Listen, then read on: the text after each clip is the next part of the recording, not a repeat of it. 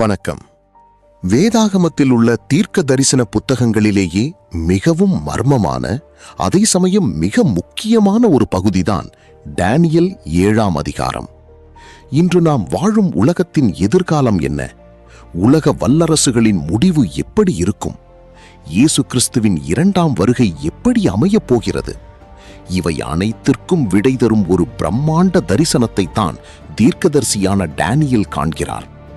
பாபிலோனிய ராஜாவான பெல்ஷாதசாரின் 1ஆம் வருஷத்தில் டேனியல் தன் படுக்கையின் மேல் ஒரு கனவையும் தன் தலையில் தரிசனங்களையும் காண்கிறார். அந்த தரிசனம் உலக வரலாற்றையே புரட்டி போட்டது. வாருங்கள், அந்த மர்ம தரிசனத்திற்குள் கடந்து செல்வோம்.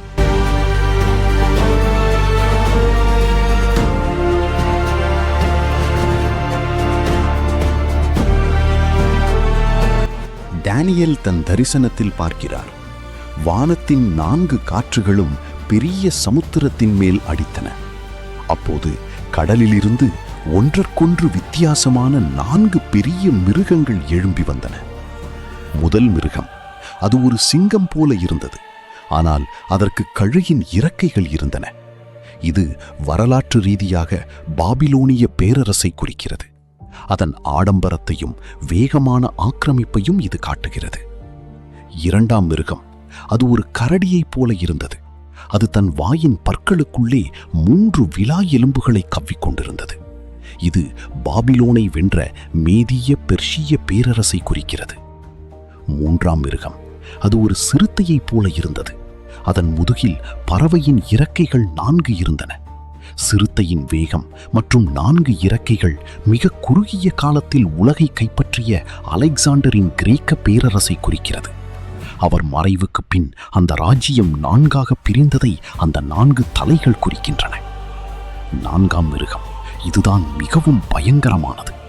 டேனியல் சொல்கிறார், அது மகா பலத்துடனும் இரும்பு பற்களுடனும் இருந்தது. அது எல்லாவற்றையும் நொறுக்கி பட்சித்தது.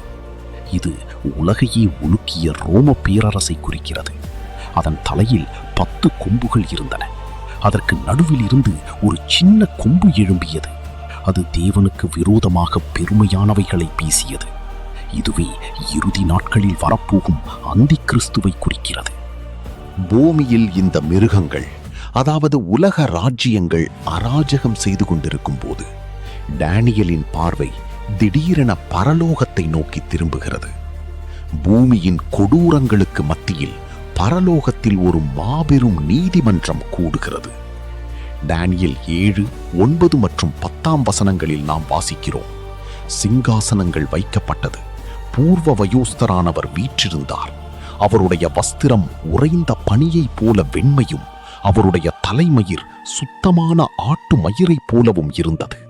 அவருடைய சிங்காசனம் அக்கினி ஜுவாலையும் அதன் சக்கரங்கள் எரிகிற அக்கினியுமாயிருந்தது. அக்கினி நதி அவர் முன்னிலையில் இருந்து புறப்பட்டு ஓடி வந்தது. 1000 பேர் அவரை சேவித்தார்கள். கோடாகோடி பேர் அவருக்கு முன்பாக நின்றார்கள். நியாய சங்கம் அமர்ந்தது. புஸ்தகங்கள் விவரிக்கப்பட்டது. இங்கே பூர்வ வயோஸ்தரானவர் என்பது பிதாவாகிய தேவனை குறிக்கிறது. உலக நாடுகள் தங்களை எவ்வளவு பெரிய வல்லரசுகளாக நினைத்தாலும் எல்லாவற்றிற்கும் மேலாக ஒரு பரலோக நீதிமன்றம் இருக்கிறது. தேவன் எல்லாவற்றையும் பார்த்து கொண்டிருக்கிறார். அவர் நியாய தீர்ப்பு செய்ய புஸ்தகங்களை திறக்கிறார் என்பதை இந்த தரிசனம் நமக்கு உணர்த்துகிறது.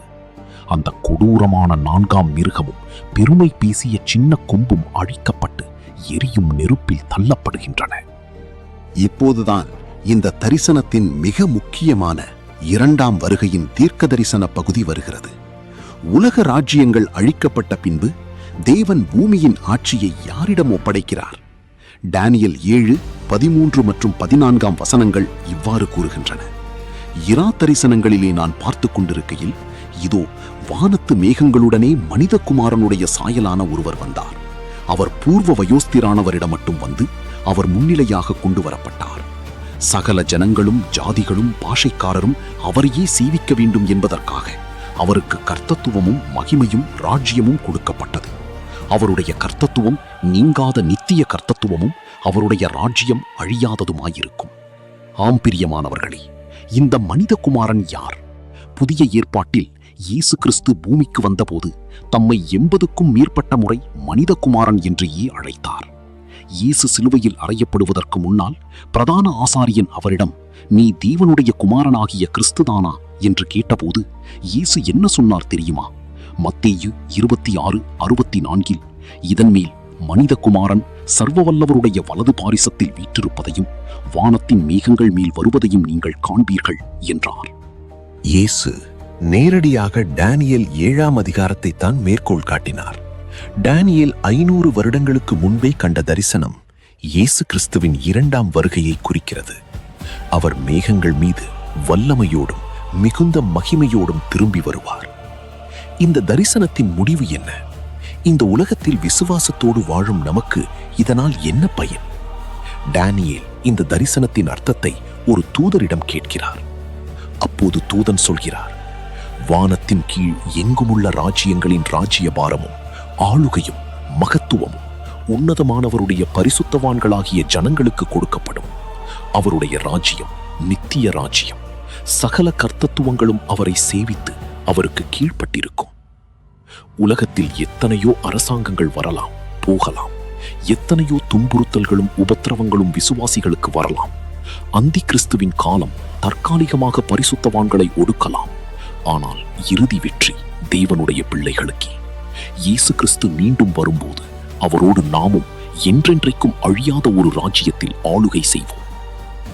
நண்பர்களே, டேனியேல் 7 நமக்கு கொடுக்கும் செய்தி ஒன்றுதான். உலக வல்லரசுகள் தற்காலிகமானவை, ஆனால் இயேசு கிறிஸ்துவின் ராஜ்யம் நித்தியமானது.